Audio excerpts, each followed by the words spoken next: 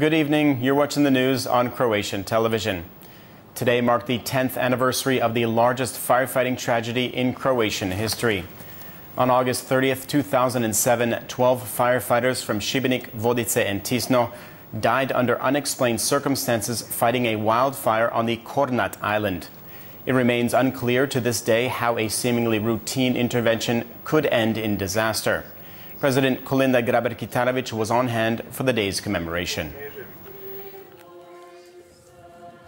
This brings it all back. At the same time, it calms me down whenever I come here in person.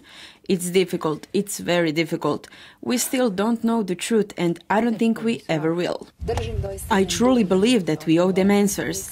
I personally think the investigation must continue, even if that means we need to start again from the very beginning. A wildfire is burning once again in the areas of Zaton and Raslina near Šibenik. Also, some 40 firefighters and members of the armed forces are battling an existing blaze on the Biokovo mountain near Makarska. Unfortunately, their efforts are being hampered by difficult terrain and erratic winds. And the fire on the Velebit mountain continues to burn more than 2 weeks after it started.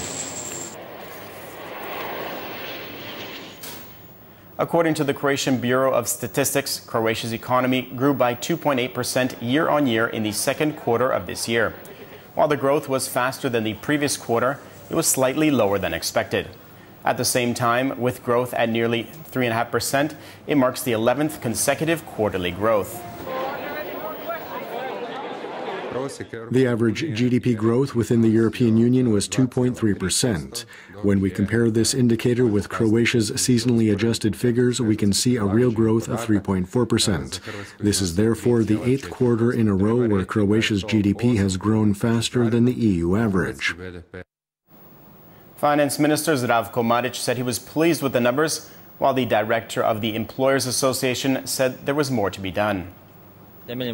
Based on the information that was released today, Croatia's second quarter growth is larger than that of most EU countries.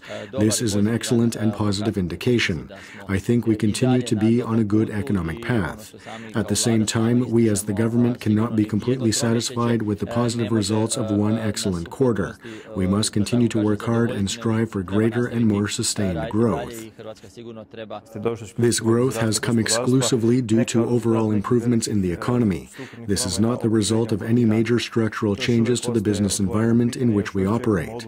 We continue to wait for the implementation of key decisions from the government. I know I keep saying this, but now is the perfect time for reforms, because that would really translate into quicker and larger growth. In related news, the director of the State Statistics Bureau did confirm the positive results were being driven in large part by increased consumer spending. A growth of nearly 6% was recorded last month compared with July 2016. And a more modest growth of just under 1% was marked in June compared with the same month last year. Meanwhile, the run of 34 consecutive months of growth continues. In more financial news, a new tariff for renewable sources of energy will mean an increase in monthly electricity bills of roughly €3. The current tariff has not changed since 2013, despite the fact that the number of energy producers using renewable sources has gone up. The government says the increase is necessary to maintain the country's renewable energy program. In arts and entertainment, one of the biggest pop bands of all time, Duran Duran, performed to a sold-out Šalata Stadium in Zagreb last night as part of their Paper Gods World Tour. The performance featured their biggest hits from the past 4 decades, including Hungry Like the Wolf, Rio, and Wild Boys, to name but a few.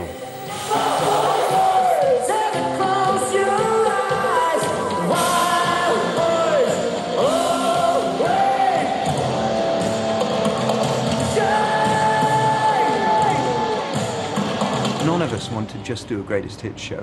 You know, when our last album, Paper Gods, came out about 2 years ago, and it was a hard album to make. And but when you get on the road and you start playing the new songs, and you've got the energy that the new songs bring to the show is so important that you know, we're glad we took the time to make it.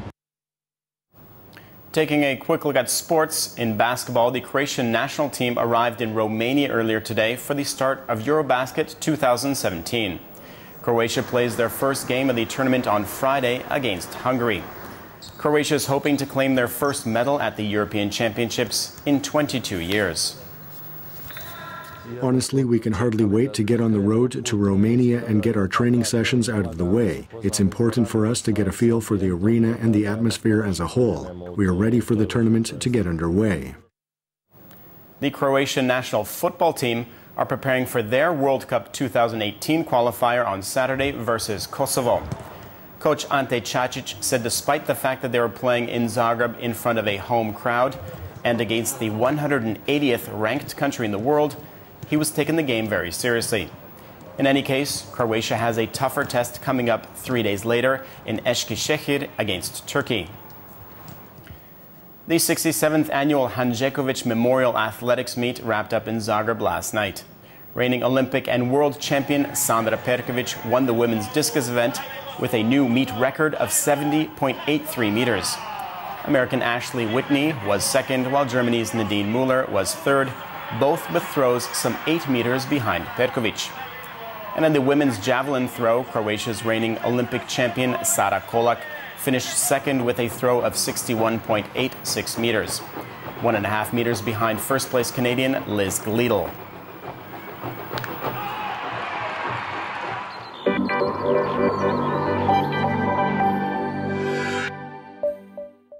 The forecast for tomorrow calls for stable weather and mostly sunny skies. Morning fog is expected in places in the interior. The Adriatic coast can expect a moderate southerly and southeasterly wind. Seas slightly wavy with temperatures up to 24 degrees Celsius. Morning lows of between 9 and 14 in the interior and between 19 and 23 on the coast will give way to highs of 29 to 33 degrees Celsius. Continental regions will continue to be hot on Friday, but slightly cooler than Thursday due to increased cloud coverage and strong winds. Rain and thunderstorms are possible in mountainous regions and along the Slovenian border. The weekend will be increasingly unstable. A drop in temperature is expected on Saturday, followed by rain and thunderstorms. The Adriatic coast will also be mostly changeable with scattered showers in places. Friday will see higher intensity storms along the northern coast, which will then spread to other areas. Most of the coast can expect a moderate southeasterly wind, while northern areas will get a strong southwesterly and northeasterly on Sunday.